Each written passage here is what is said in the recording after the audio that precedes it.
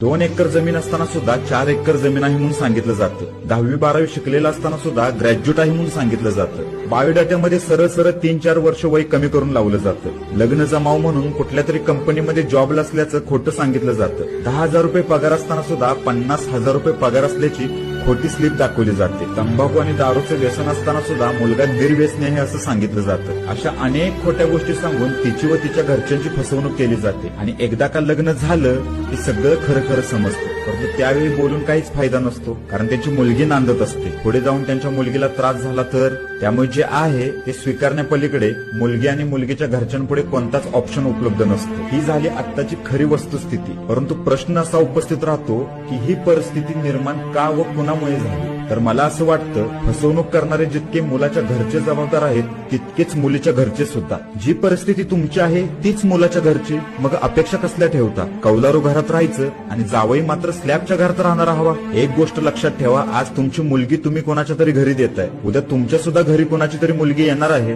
गेल्या वर्षभरामध्ये जितक्या आत्महत्या झाल्या आहेत त्यातील 54% मुलांनी आत्महत्या ह्या लग्न ठरत नाही म्हणून केल्या आहेत. यामध्ये कुणी आपला मुलगा गमावला आहे तर कुणी आपला भाऊ तर कुणी आपला मित्र. फक्त या लिस्टमध्ये आपल्या घरातील कोणी नसावं याची काळजी जर सर्वांनी घेतली तर भविष्यात तुम्हाला लग्न ठरत नाही म्हणून आत्महत्या केली असं एकही प्रकरण तुम्हाला ऐकायला